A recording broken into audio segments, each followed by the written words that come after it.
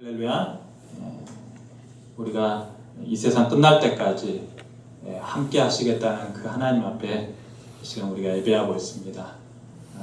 영과 진리로 예배할 때 하나님의 그 임마누엘의 축복을 누리게 될 줄로 믿습니다. 그런 복을 누리시는 모든 손을 되기를 축복합니다.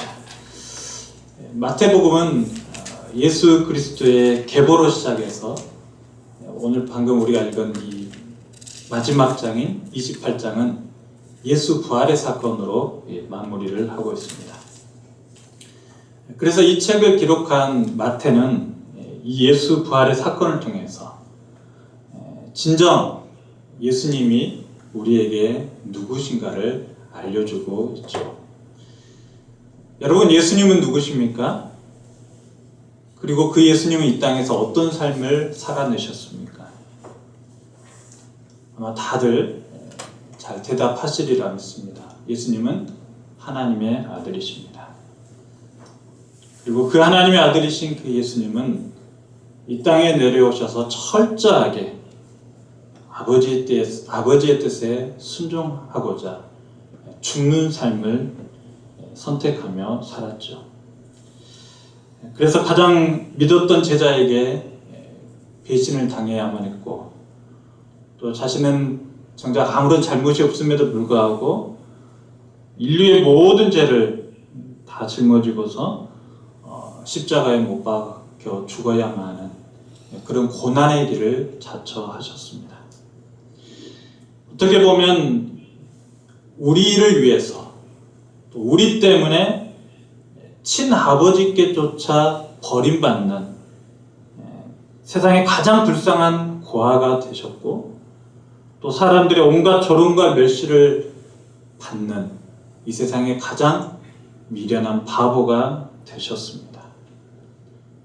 그리고는 결국에는 골고다 그 언덕 십자가에서 사지가 못 박힌 채 죽으셔야만 했습니다. 그런데 이때 예수님을 따랐던 그 제자들, 군중들은 어디에 있었습니까? 아무도 없었습니다. 정작 예수님을 나의 선생이라 모시고 나의 주님이라 모셨던 제자들과 군중들, 예수님께서 십자가 못 박혀 죽을 때는 아무도 보이지 않았다는 거죠. 이 말은 곧 제자들과 군중들이 바랬던 예수님의 그 영웅적인 모습이 그 무덤가에는 존재하지 않았기 때문에 그들이 떠나지 않았을까 생각해 봅니다. 그리고 오히려 예수님께서 묻히신 그 무덤은 군중들의 절망의 현장이었습니다. 거기에서 사람들은 온갖 실망만 가득 안고서 낙심한 채 뿔뿔이 흩어져 버렸던 것이죠. 그리고는 무서워하기 시작했습니다. 왜냐하면 더 이상 자신들의 희망과 기대에 보답을 해줄 사람이 없다고 여겼기 때문에 그들은 예수님의 죽음과 더불어 자신들도 이제 곧 죽겠노라 하면서 죽은 자의 삶을 살 것이라고 믿었던 것이죠. 마치 이런 것과 같습니다. 우리나라의 역사를 보면 왕이 잘못한다 여겨서 군중들이 반역을 도모할 때가 있습니다. 그런데 그러다가 숲으로 돌아갈 때가 있죠. 그러면 그 반역에 동참했던 사람들은 그때부터 어떻게 지냅니까? 숨어 지내기 시작합니다. 마찬가지로 예수님이 유대인의 왕으로 십자가에 못 박혀 죽으실 때는 그 충성스러운 제자들도 이제 무서워 숨었다라는 거예요. 그랬기 때문에 그 십자가 죽음 그 현장에는 아무도 없었던 것입니다. 하지만 오늘 본문에 보니까 가장 가냘프고 연약한 여인들이 그 자리를 끝까지 지켜내고 있었음을 우리는 보게 됩니다.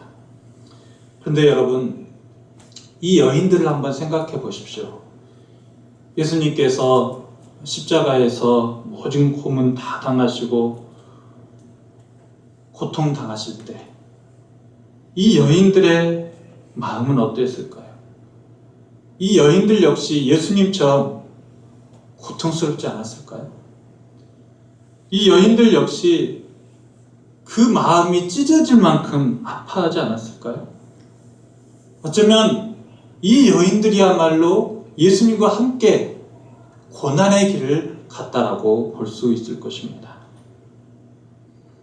아마 그 누구보다도 이 여인들의 그 고통의 눈물은 크지 않았을까 생각합니다.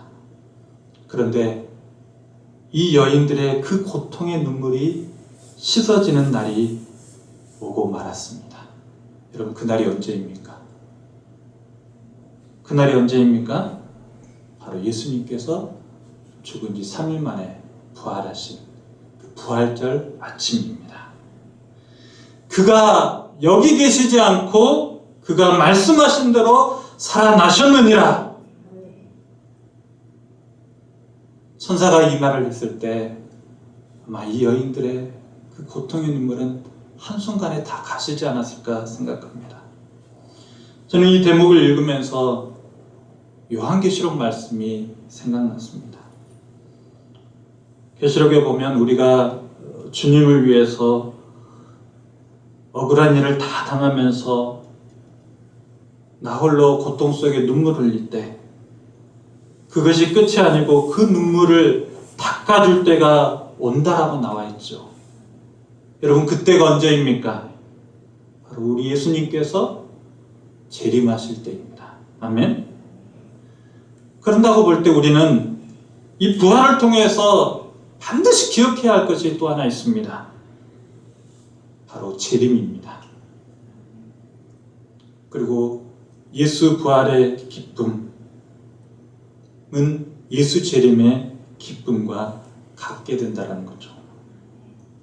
그런데 이 예수 부활의 기쁨, 이 예수 재림의 기쁨에 동참하기 위해서는, 우리가 그날을 기쁨으로 맞이하기 위해서는 반드시 필요한 것이 있는데 그것이 무엇일까요? 바로 예수님과 함께하는 고난임을 여러분 기억할 수 있기를 바랍니다.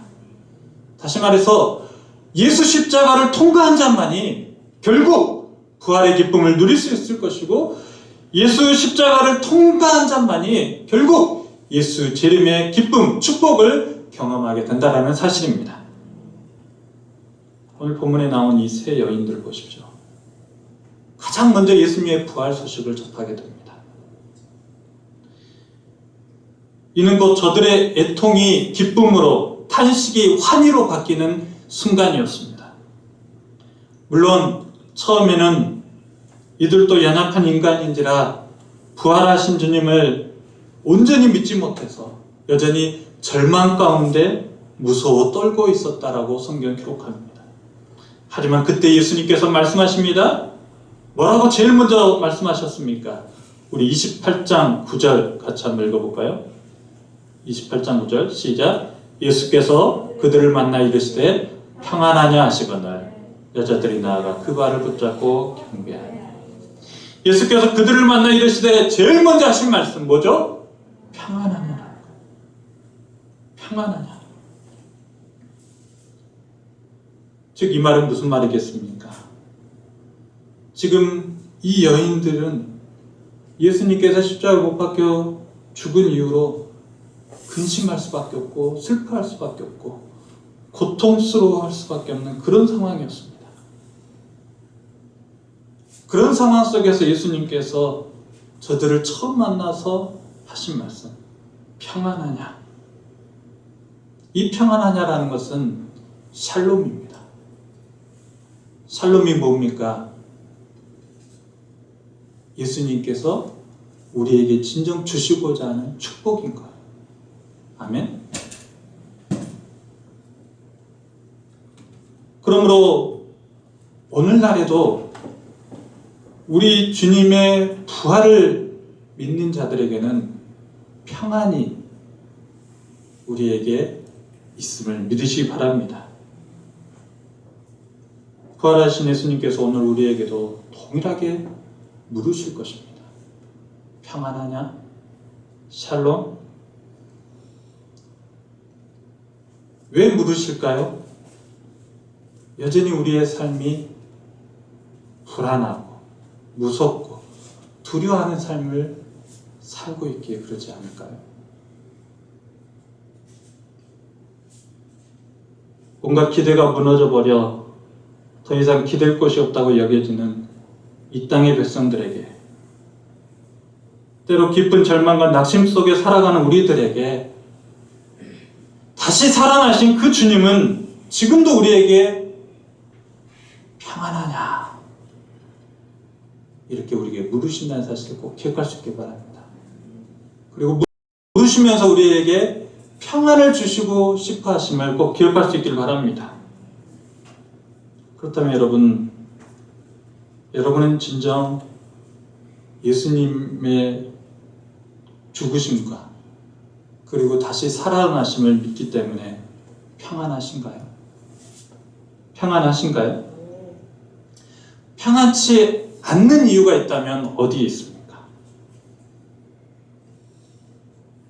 오늘 이 여인들은 처음에는 무서워 떨었습니다. 이유가 무엇입니까? 다시 살아나신 예수님을 온전히 믿지 못했기 때문이죠. 그래서 산자의 하나님을 죽은 자의 하나님으로 여겼기 때문에, 그리고 그 죽은 자의 하나님으로 여겼기 때문에 이제 자신들도 다 기댈 것도 없고, 그리고 이제 자신들도 곧 죽을 것만 같았기 때문에 무서워하고 두려워했던 겁니다. 하지만 오늘 예수님께서 그러한 여인들에게 나타나셔서 내가 말씀한 대로 살아났느니라 라고 말씀하시고 저들의 모든 무서움과 두려움을 한순간에 다 깨셨습니다.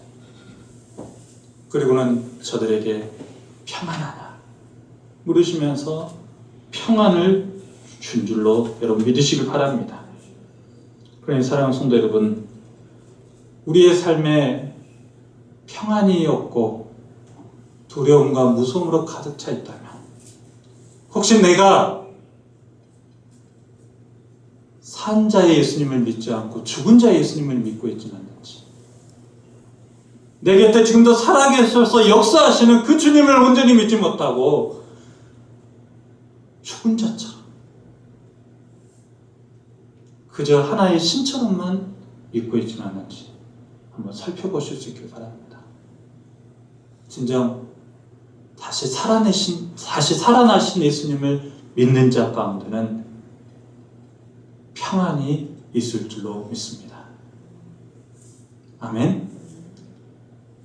진정 살아계신 예수님을 믿는 자는 어떤 환경 속에서도 어떤 풍파가 닥쳐오고 또 내 앞에 캄캄함이 가득하다 할지라도 우리 주님 나와 함께 하시기 때문에 평안한 줄로 믿습니다.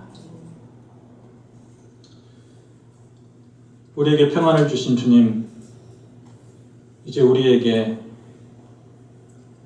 한 가지 약속을 하고 계십니다. 그게 18절부터 20절인데요. 지상명령이라고 하는데 우리 같이 한번 읽어볼까요? 시작. 예수께서 나와 말씀하여 이르시되 하늘과 땅의 모든 것을 내게 주셨으니 그러므로 너희는 가서 모든 민족을 제자로 삼아 아버지 아들과 성령의 이름으로 세례를 베풀고 내가 너희에게 분부한 모든 것을 가르쳐 지키게 하라. 볼지어다 내가 세상 끝날까지 너희와 항상 함께 있으리라 하시니라. 아멘. 우리에게 다시 살아나셔서 우리 곁에 함께 하신 그 예수님, 우리에게 평안을 주시면서 이제 우리에게 명령을 하나 주십니다. 이게 바로 지상명령이죠. 우리가 반드시 성도라면 지켜내야 될 명령입니다. 그 명령이 무엇입니까? 첫 번째, 모든 권세를 가지고 뭘 베풀라고요? 세례를 베풀라. 하늘과 땅의 모든 권세를 가지고서 세례를 베푸는 삶을 살아라 라고 말씀하고 있습니다. 여기서 세례를 베풀다라는 이 의미는 죄의 영역에서 벗어나 사탄의 왕국에서 억압 가운데 살아가는 이 땅의 백성을 하나님의 거룩한 백성으로 편입시키라는 군사적인 명령이었습니다. 아멘. 사탄의 왕국에서 억압받고 있는 그들을 우리가 예수 십자가의 복음을 전함으로 말미암아서 하나님의 거룩한 백성으로 편입시키라는 주님의 대명령이었던 것이죠. 그리고 두 번째 명령이 무엇입니까? 그리고는 그들을 날마다 예수님의 그 말씀으로 가르쳐 지키게 하라, 훈련시키라라고 말씀하고 있습니다. 이것은 예수님께서 이 땅에 오셔서 우리에게 하신 사역이었습니다. 그리고 이제는 예수님께서 부활 승천하심으로 말미암아 이 사역을 누구에게 맡겼습니까? 오늘날 우리들에게 맡겨준 줄로 믿습니다. 그러므로 성도의 삶은 무엇일까요?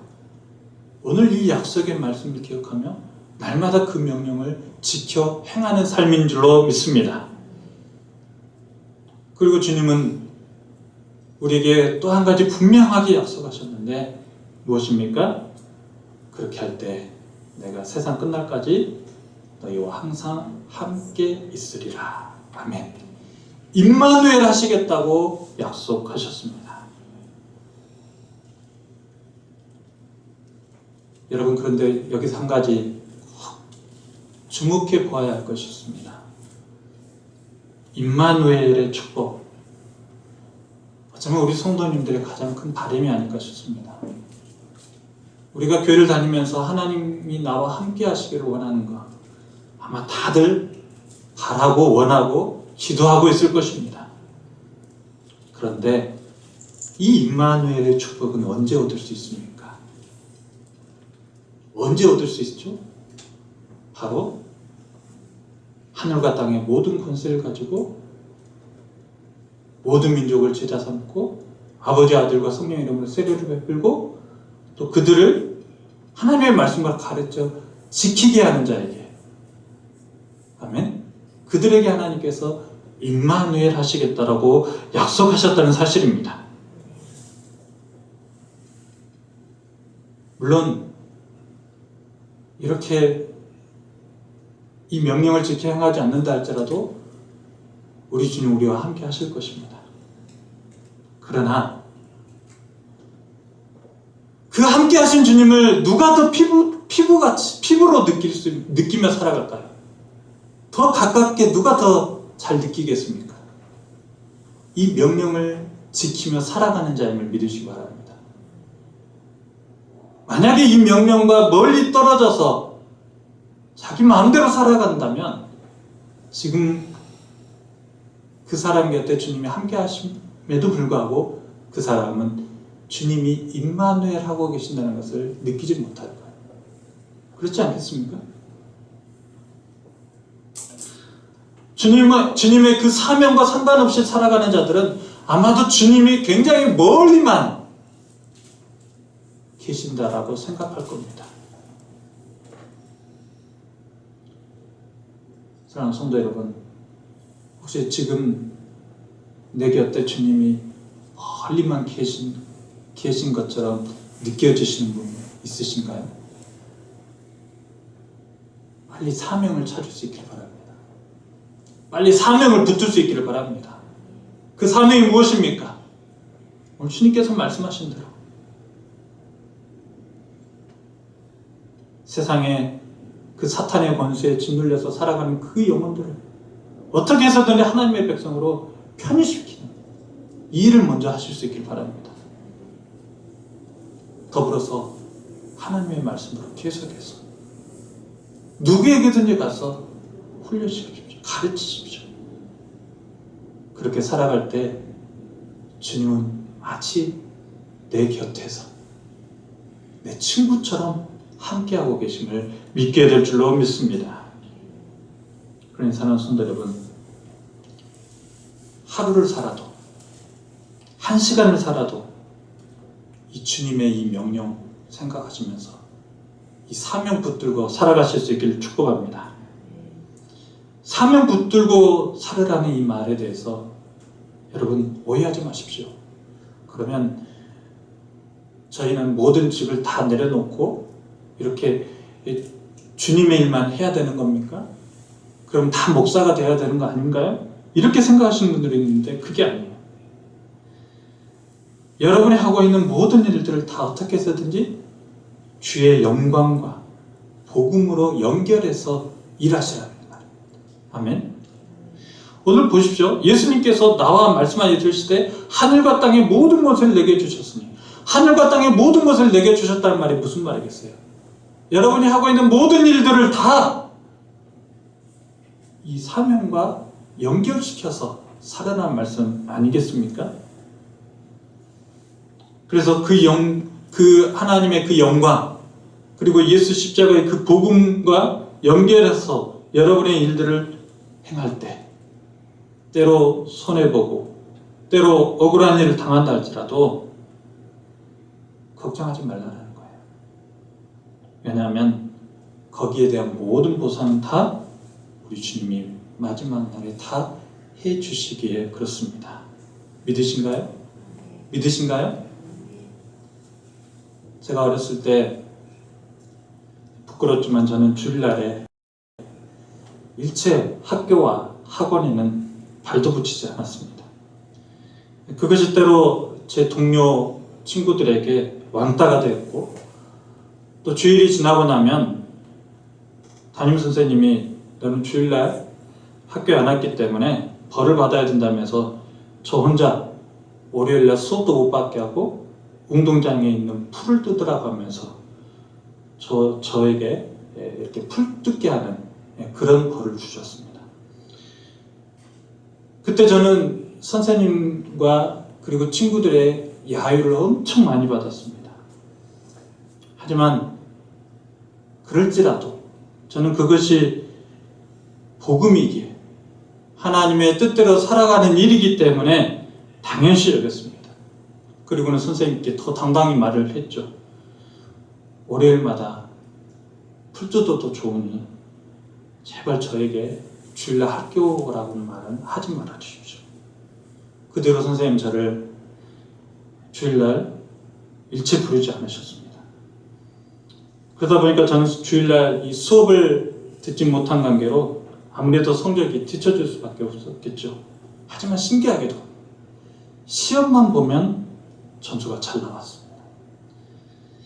그때 저희 선생님이 영어 선생님이셨는데 제게 하신 말씀이 있어요. 너는 하나님이 돕는 것 같다. 아멘. 너는 하나님이 돕는 것 같다. 그리고 너 같은 애가 정말 목사가 되어야 한다면서 저를 그때 칭찬해 주셨습니다. 저는 지금도 우리 아이들에게 권면합니다. 이것을 알기 때문에 우리 아이들도 일제 주일날에는 학교라든가 학원 일체 보내지 않으려고. 물론 이것이 율법적으로 보일 수도 있습니다. 하지만 주일날 학교 보내고 학원 한 번씩 보내기 시작하면 저들 안에 주일이라는 개념이 사라지기 때문에 저는 절대 그렇게 하지 않으려고 해요. 그리고는 주일날 비록 공부하지 않는다 할지라도 이 아이들은 누가 책임져 주시리라? 하나님이 책임져 주시리라. 주님이 책임져 주시리라. 반드시 저들의 삶을 하나님께서 임마누엘 하셔서 항상 저들의 길을 선하게 복된 길로 인도해 주실 것을 저는 간절히 믿고 기도합니다. 사랑하는 성도 여러분, 여러분의 삶도 오늘 말씀을 기억하면서 사명을 위해서 살아갈 수 있길 바랍니다. 지금 여러분이 하고 있는 그 일, 단순히 여러분 돈 벌고 잘 살으라고 주신 일이 아닙니다.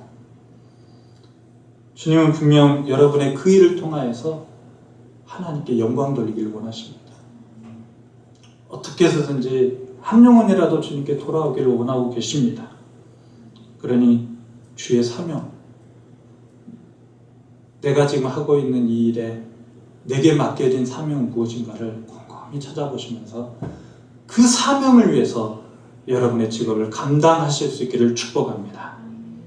하다못해 지금 일이 없으신 분들, 자녀라도 사명을 위해서 키워보십시오. 분명 그 자녀들 주님께서 세상에 감당치 못할 자녀들로 키워주실 줄로 믿습니다. 그리고 지금 이 예배의 자리를 지키는 것 역시 사명입니다. 그러니 여러분의 삶 가운데 아무리 바쁜 일이 있다 할지라도 예배의 자리를 지키는 것도 내 사명으로 여기고 여러분의 자녀들도 그것을 사명으로 여기게끔 가르쳐 주시고 그래서 여러분의 모든 삶이 이 사명 감당하는 삶이 되어서 어딜 가든지 간에 하나님이 함께 하신다라는 그 임마누엘의 복을 누리시는 우리 모두가 되기를 주의 이름으로 축원합니다. 말씀을 맺습니다. 오늘 부활하신 예수님은 절망 가운데 울며 무서워하고 있는 이 여인들에게 나타나서 평안하느냐라고 물으셨습니다. 그리고 이렇게 평안하느냐라고 물으실 때 저들의 절망과 무서움은 단번에 깨졌습니다. 그리고는 저들에게 이제 사명을 주시면서 이제는 나를 위해서 부활의 증인으로 살도록 이끄셨습니다. 그러면서 이런 부활의 증인으로 살아가는 자에게는 내가 세상 끝날 때까지 영원토록 함께 하실 것이다 라고 우리에게 약속하셨습니다. 그러니 사랑하는 성도 여러분, 오늘 이 말씀을 통해서 혹시 여러분의 어떤 환경과 또 어떤 일로 인하여서 절망과 낙심과 좌절 가운데서 무서워하고 두려워하는 것이 있다면 오늘 우리 곁에 부활해서 함께 하시는 그 주님과 함께 그 자리를 깨고 일어날 수 있기를 바랍니다. 마치 부활하신 그 예수님께서 사망 권세를 깨고 나오셨듯이 이제는 그 자리를 박차고 나와서 샬롬의 복, 평안의 복을 누릴 수 있기를 축복합니다. 더불어서 내게 그 샬롬의 복을 주신 그 주님, 이제 나도 부활의 산 증인으로 살겠습니다. 이제 나는 사나 죽으나 주님의 몸입니다. 이제 나는 주의 복음 위에 살겠습니다. 다짐하고 결단하실 수 있기를 바랍니다. 그렇게 살아가는 자, 이 세상 끝날 때까지 주님이 함께 하시는 그 복을 누리면서 주께 감사하며 마지막 때 주님으로부터 칭찬받는 저와 여러분 될 줄로 믿습니다. 그러한 복이 우리 모두에게 있기를 주의 이름으로 축원합니다. 하나님 감사합니다. 오늘도 우리에게 말씀을 통하여서 깨닫게 하시니 감사합니다. 주님, 우리가 살아계신 주님을 믿는다고 하면서도 여전히 무서워하고 두려워하고 불안했던 이유가 무엇입니까? 혹시 말로만, 지식적으로만 예수님이 부활하셨다라고 믿고 있지는 않는지요? 주님, 진정 예수님께서 내 곁에 살아계심을 우리가 믿음의 눈으로 보게 하여 주옵소서. 그리고 알게 하여 주옵소서. 그리고 느끼게 하여 주옵소서. 그래서 그 주님이 나와 함께 하심을 믿으면서 어떤 불안 속에서도 어떤 무서움 속에서도 깨고 나올 수 있도록 주님 도와주시옵소서. 그래서 진정 우리 주님께서 우리에게 주신 그 평안의 삶을 살아갈 수 있도록 도와주시고, 또 우리가 우리만 평안한 것이 아니라 세상에 평안치 못한 자들에게 이 평안의 복음을 전하면서 사명을 감당하면서 살아가도록 인도하여 주시옵소서. 그렇게 살아갈 때 때로 핍박과 환난과 또 억울함과 여러 가지 괴로움이 있다 할지라도 우리 주님을 위한 고난이니 기꺼이 즐거운 마음으로 그 고난을 지고 갈 수 있도록 도와주시고, 마지막 때 우리 주님께서 우리의 눈물을 다 닦으시고 우리에게 상을 베푸실 그날을 우리가 바라보며 살아가도록 인도하여 주시옵소서. 오늘도 함께하여 주신 주님 감사드리오며 걸어가신 예수 그리스도의 이름으로 간절히 기도드리옵나이다. 아멘.